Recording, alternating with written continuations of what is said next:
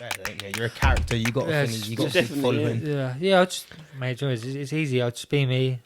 Just a bit weird probably, and people take to it. Yeah. Instead of just, do you know what I mean?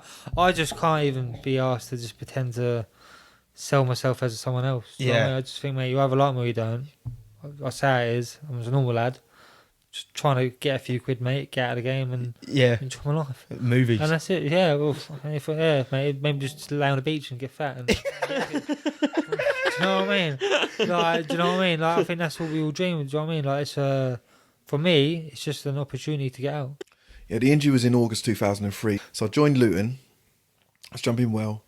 And in 2000, wanted to go to the Commonwealth Games, 1998, wanted to go to Commonwealth Games. But 1998, I had a bit of a patella tendon injury, End of 2000, 2001, I tore my patella tendon a second time. I didn't know I tore it the first time. We thought it was tendonitis. So the second time I tore it was the end of 2000. 2002, literally about March time, doing a training drill.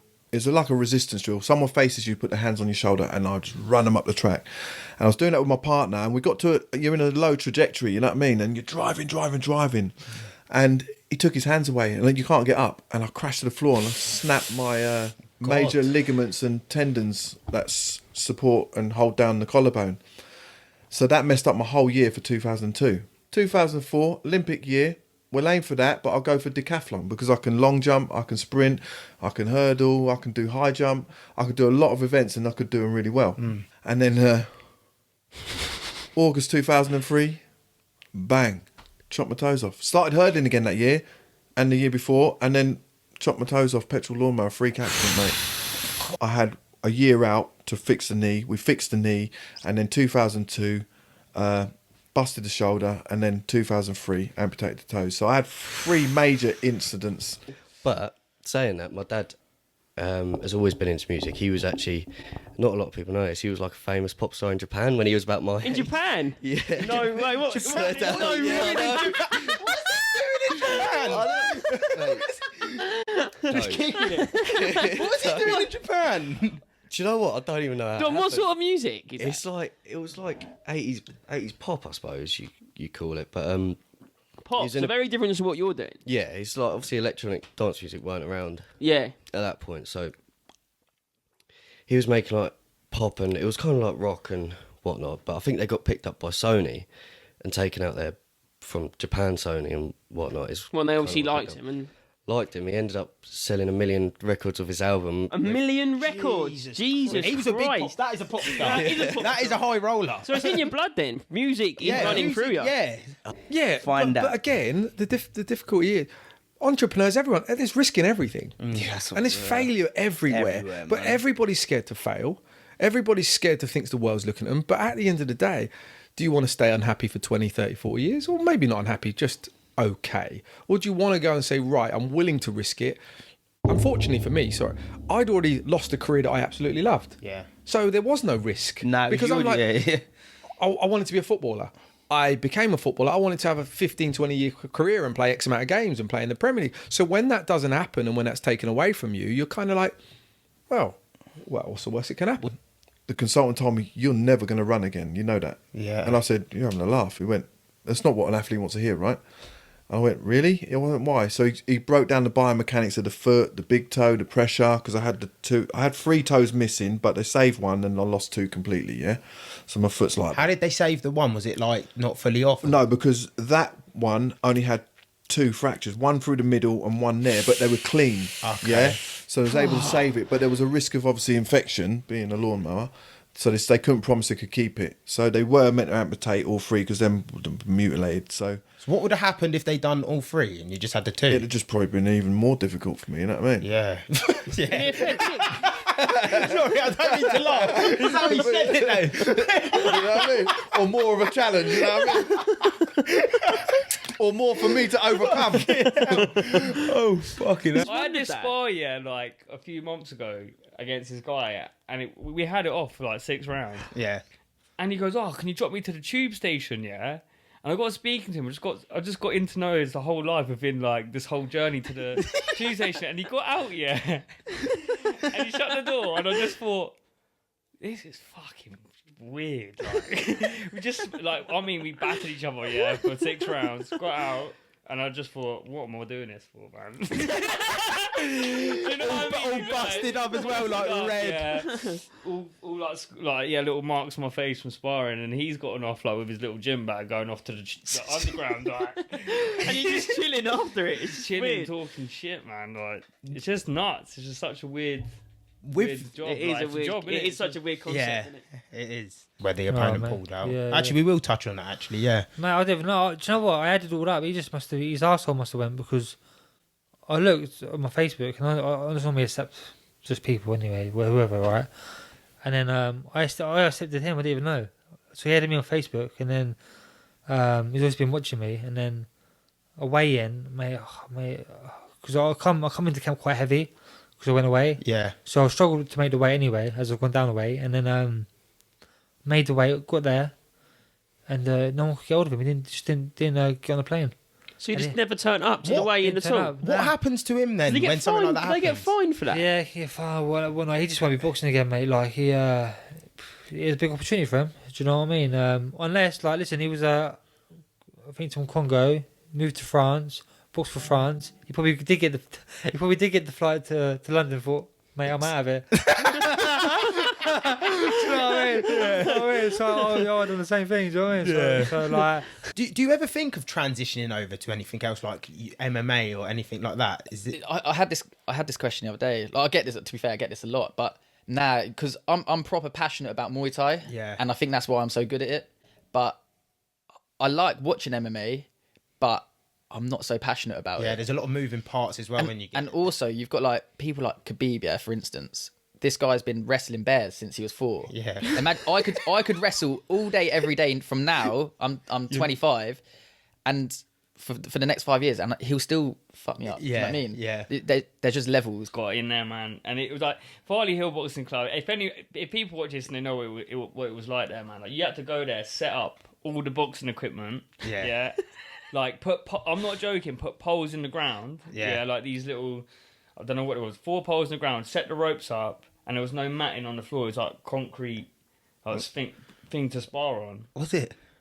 And you know, like I went in there. I thought that was normality. Yeah, so I go to some other boxing club, yeah, and I'm thinking, nah, man, like this is rough. Yeah, but that's what makes you. You think you're proud of that. Yeah, because, yeah. like anyone can achieve in boxing. Do you know what I mean? And when I was young, when I was starting out for the first time, it was only until I sparred, I thought I love this. Like it's exciting. It's not like you get up every day, brush your teeth, go to work. Like this was, to me, it was exciting. It was like a new buzz for me. Because obviously I was playing football for a long time. Yeah. And just found a new love for it, innit? Straight Yeah. away from sparring. It wasn't really like from hitting the bag or anything. It was like actually doing it. Sparring, Yeah. yeah. And I was just someone from early, because I was quite good at school football, and I got invited along, and I played for St Joe's. They put me on the bench a couple of times. You're talking Sunday morning, cold, winter. Said to my mum, I'm not getting up. What am I going to go stand on the bench for? What do I do that for? I can wake up at 10, I can have some cornflakes, and I can go and play with my mates. Yeah. So I said no. So for a whole season, I didn't go. Then they came back because, again, you're doing well for school because you play for your school teams because, you know, you're the best player. Oh, you're going to play. You can go in the A team. You know, we definitely, oh, no, well, if I'm going to play, I'll come along. And it wasn't an ego thing. It was I didn't see the point in standing on the sideline, cold on a Sunday morning for football. If you were going to be there, you wanted to. Because I love the game. I'm going to play or I'm not going to play. And that's nothing to do with ego whatsoever. It's I love this game. Yeah. I want to be involved or not. I sat my wife down. I sat my kids down. And I said, you know what? I feel I've got a call in to go back into the sport. But I'm going to set a 5-year plan. And in that 5 years, the objective is to become British, European and world champion. That's the goal. Yeah? If I achieve it, happy days. If I don't achieve it, well, it won't be through not trying. And so me and my wife agreed. We've got a 5-year plan to achieve as much as we can. And we've stuck to the plan. And so I'm 100%. I'm in it. All in it. All in it. You know what I mean? And that means I've got to juggle my work. That means I've got to juggle my family time. That means I've got to juggle this and that. Yeah, there's sacrifices. But we know it's for a limited time for the long-term goal. Yeah. And so we've done that. You can't get anything or be successful without making a sacrifice somewhere. And some people don't want to make the sacrifice. Some people want to stay in that comfort zone. Me, I've had to learn to live in the stretching zone. Yeah, comfort zone. You never grow. Went to Grandma's House Champions. Kicked out of school and everything. So I was just basically there. Yeah. I was just basically there and working there, slave labour, 10 in the morning till 10 at night. Actually working in the gym. Yeah. Just to keep my head down, like, because there was a few things going on, and I was trying to stay away from just a few bad stuff, which he ended up fucking bringing to the gym, and then he got locked away for 7 years. So I was like, Have you had any like bad interactions with some DJs there or something like that? Or not felt welcome? Have you not felt welcome? Yeah, I'll tell you a story. So, Ocean Beach, right? Were you? Oh, yeah. Was you there? I was there. Do you remember what we say? Yeah, Fisher. Oh, God, this is a big one. Yeah, first night, didn't sleep. Rolled straight over Rolled to straight Beach. to Ocean Beach. Went there. We had a Obviously, table, didn't we? We was all a bit worse for wear, feeling a bit fucking fragile and all that shit. And someone goes, "Oh, Salado and Fisher over there." And I always take memory sticks to try and get my tunes out there and all stuff like that. Clever. And I didn't actually have him on me at the time because I didn't think anyone would be at Ocean Beach. So I just went over there and wanted to get his email. And they were on this little VIP bit, got into their VIP bit, and started having a crack with them. And there was sound, and then out of nowhere, Fisher just fucking pulls my fucking swimming shorts out. Was your cock out? My little cock comes out. No! I'm starting going, fuck. He's punched you! He's punched me, mate. Fisher? What, in the middle of the In front of Ocean Beach, just mate. It's not... Just to clarify this, Fisher punched Jack in O Beach in VIP in front of everyone. Wayne In Lineker. front of Salado. Wayne Lineker senior Todge. And his cock and his cock come out. Yeah, I think Paolo was there with me, he came with me. And then, because he did that, I was there trying to oh shit, pulling up my panties. Fucking, oh no, he was looking at me. And then he just got Fisher in a headlock, started going like this. Paolo, he's got Fisher in a headlock. It was just after my 15th birthday, so I just turned 15, and I went out for the first ever time, and I got this fight.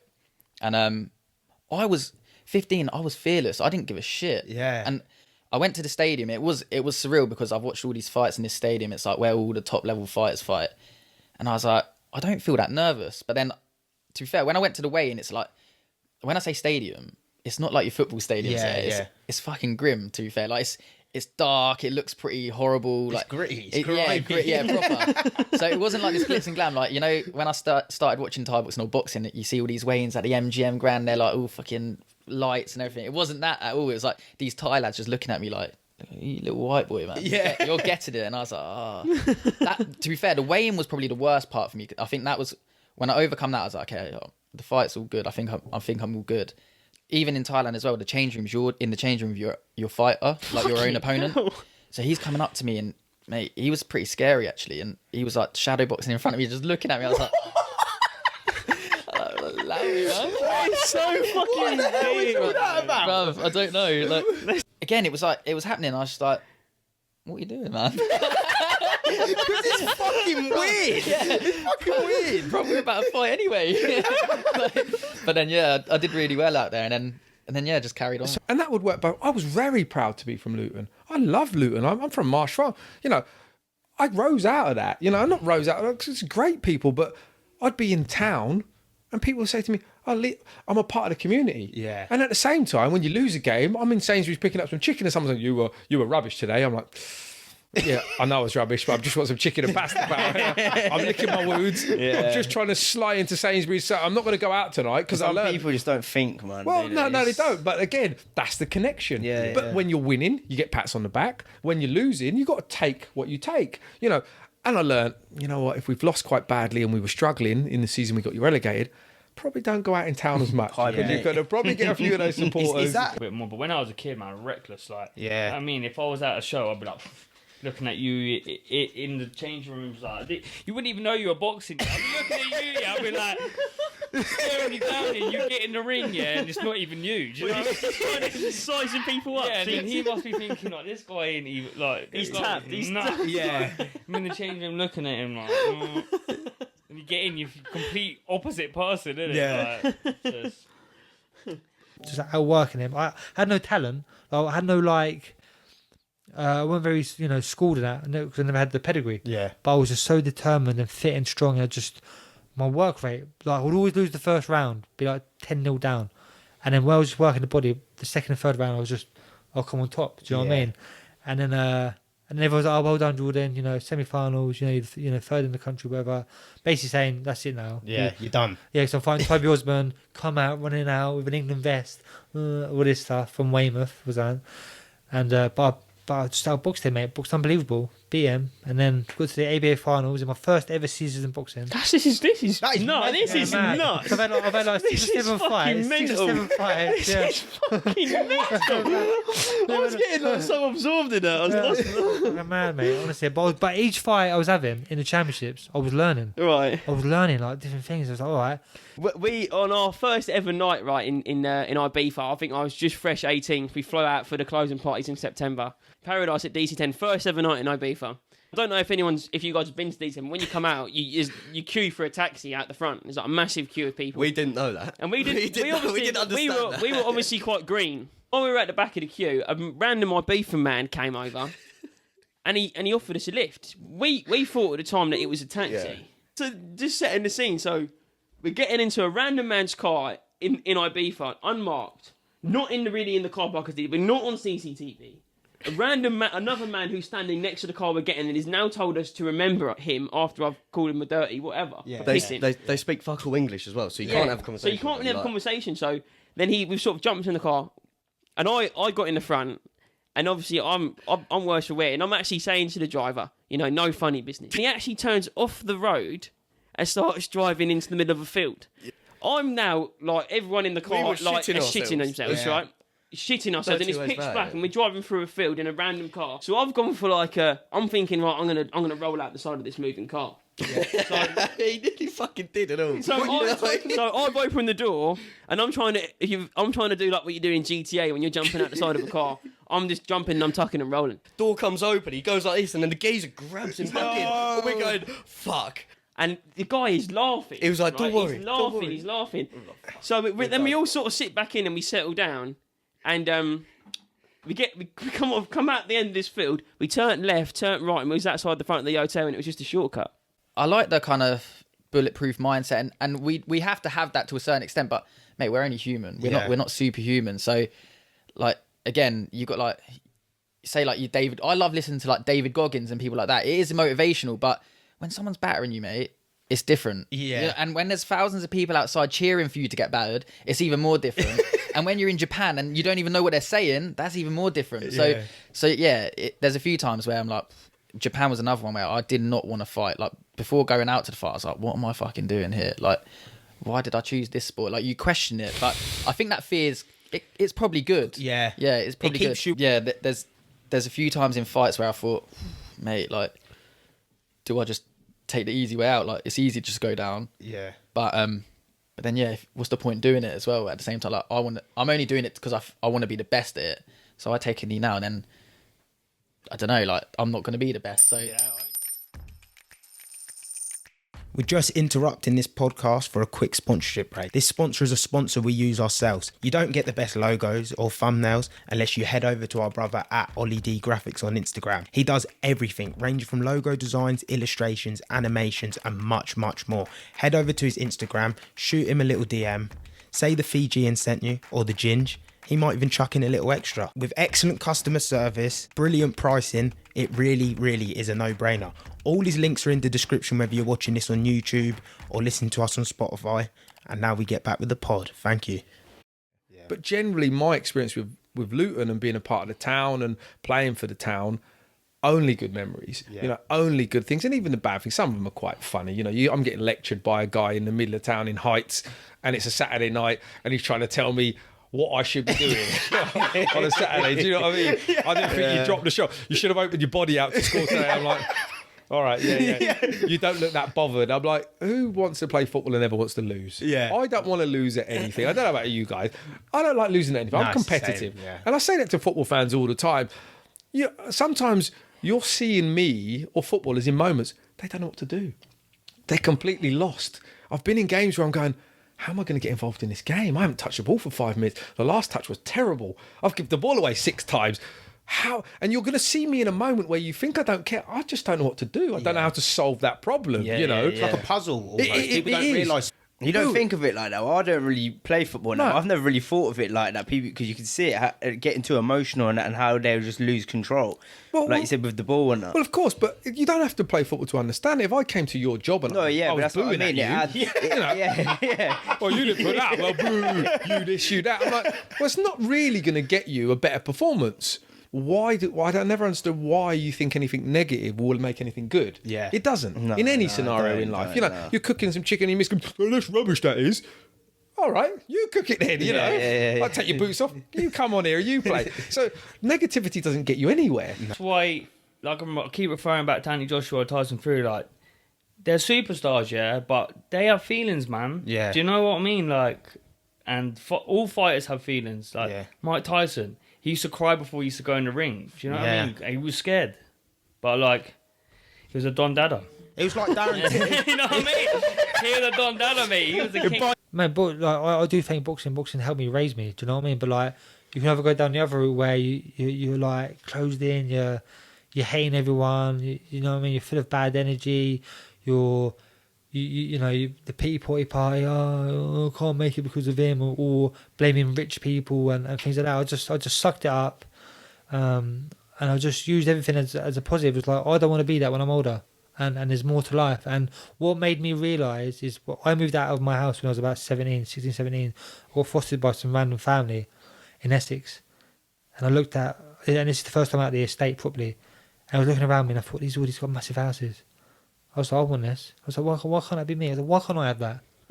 I've always told, and you get told when you're in a state like, the rich are evil and all this stuff. And, and I'm like, mate, like, this is possible for me. What if they've done it? Why can't I? Yeah. I only had 6 fights, and I made the semi-finals of the nationals, out of the whole country. Yeah. And a boxer boy from Repton who had 25 fights already, and I lost on a split decision. I'll never forget it, man. It was the worst feeling ever. My first loss. Yeah.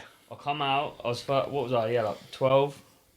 Bawled my eyes out in the middle of Portsmouth. Yeah. Like crying. My dad just come up to me and was like, "It's all cool." All the trainers coming up to me, "It's all cool." But like when you're a kid, and that's happened, like it's traumatic, man. You're like, I never thought I was gonna lose. Like I thought I was invincible. You feel like you're invincible when you're young. And then it's from them losses. Then you take a step back, and then you learn, innit? You think, right, go back to the drawing board. What do I do?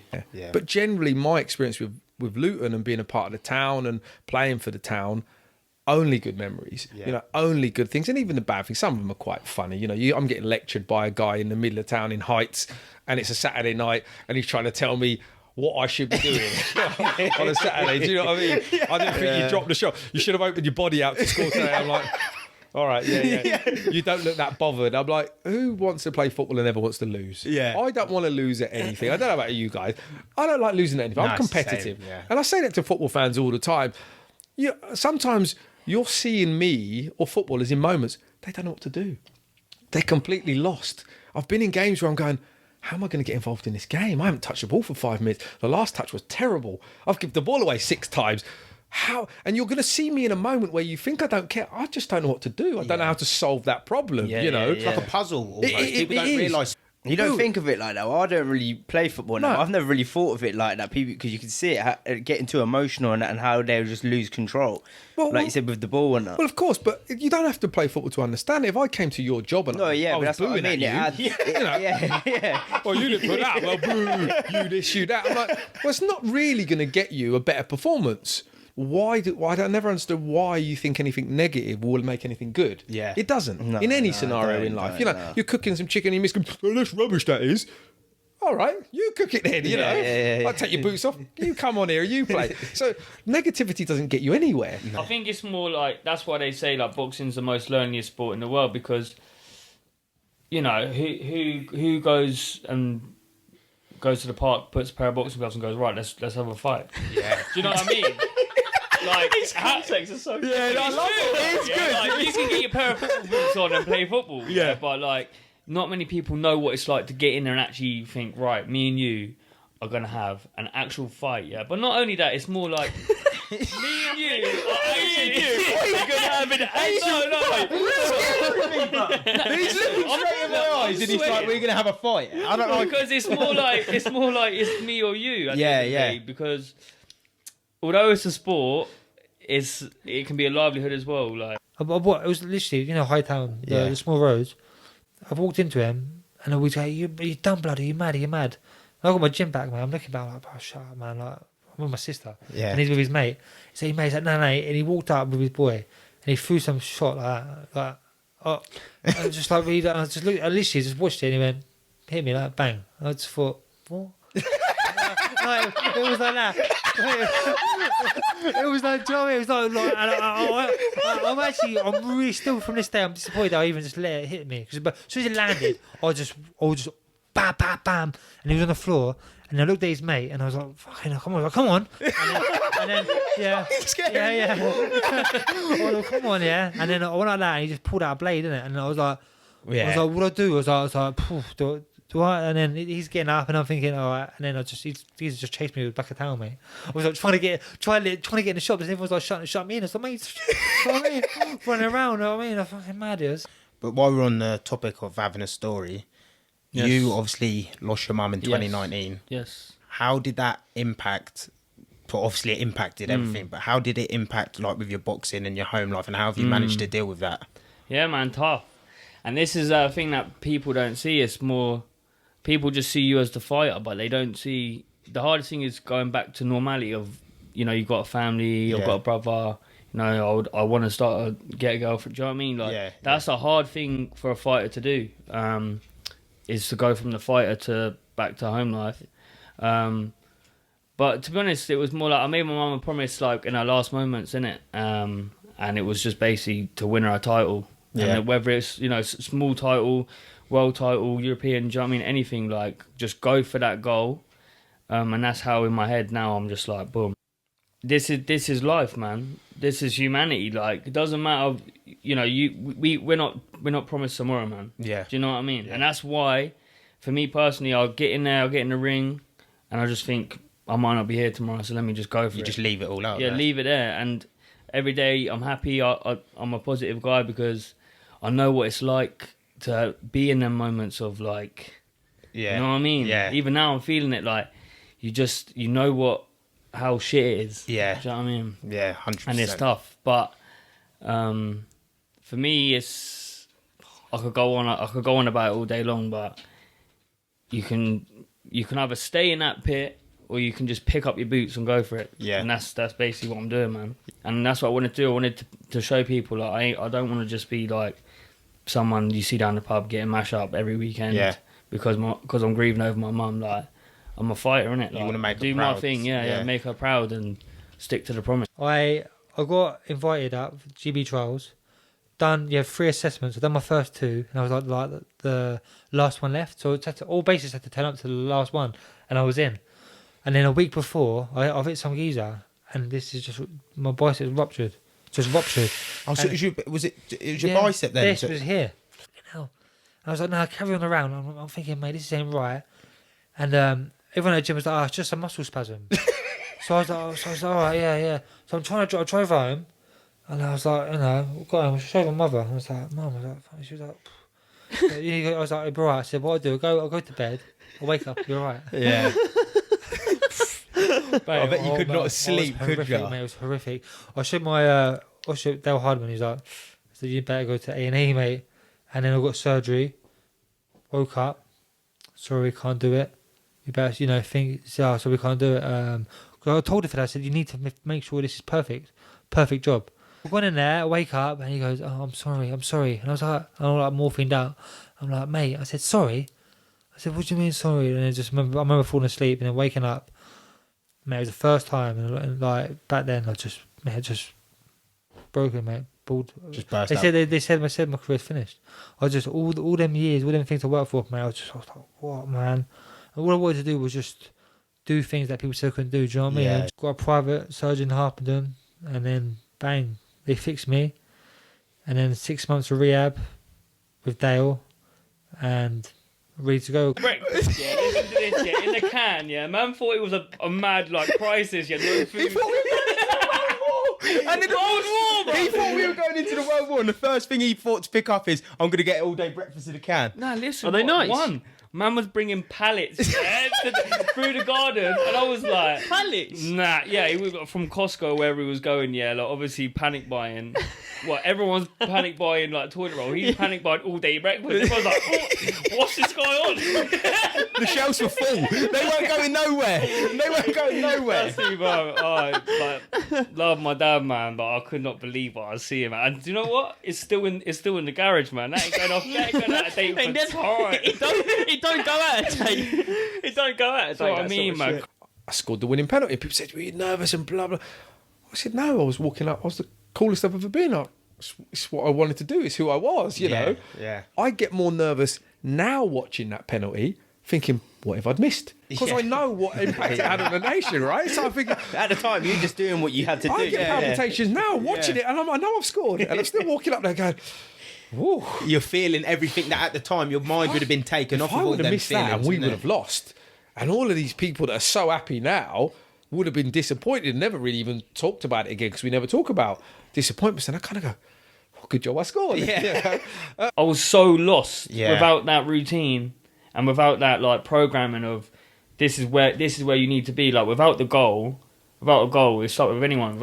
If you haven't got a purpose, then There's nothing to strive towards. You know, we've It's all easy got to goals, stray but- as well, isn't it? If you haven't got like a purpose, it's easy to stray away from your focus and stuff. That's like what they that. say in it. There's like a quote, like it's like a ship in the ocean with no direction is just I don't even know what it is. It's fucked, basically. It's fucked. What's coming out here like Joe Rogan and that? I don't know. I forgot who I was for a minute. I swear I thought I was one of them big time players. The injury. 3 times with the same hand. Yeah, I done it originally, like I said before. Ryan Sheehan fight, the world title fight. That's when it started.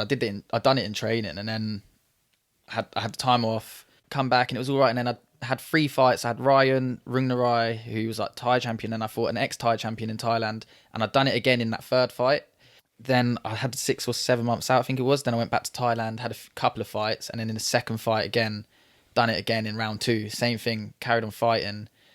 Round 5, come out the ring. But because I've done it so many times at this point, I knew that it was fucked when I was in the fight. And to be honest, I was crying my eyes out. Like, I was so upset because I've done my GCSEs, left school, and never had anything else. This is all I've tried to do. I had surgery and I was living in Thailand, so I got done at international hospital there, and it's the worst thing I've ever done in my life because they tried fixing my metacarpals. They were putting K-wires into my hand, so it was supposed to fuse the bones together. Yeah. But in the process, they stabbed through my tendon. Done that, but they didn't know that they stabbed into my tendon. So they gave me paracetamol after the surgery. Mate, I've never felt pain like it after the surgery. Horrendous. My fingers were like swollen badly. Oh God. Then they took the wires out because they were supposed to come out after 5 or 6 weeks apparently. But they've took them out, but not noticed that they've stabbed through my tendons. Is this back in Thailand? This is back in England now. I'm back in it. So you're back in England. I come now? back to England, yeah. Oh, I don't know what it could be. I was like, look at the fucking scans then. Oh yeah, I suppose I could do that. And I was like, Oh yeah, man. This is what I mean. I could not believe it. What to do? I could not believe it. And in the end, I went private to one of the like top surgeons in London, hand surgeons, and he just looked at it and was like, yeah, I know what it is. And then I paid a lot of money to get it done privately, and he fixed it, to be honest. So yeah.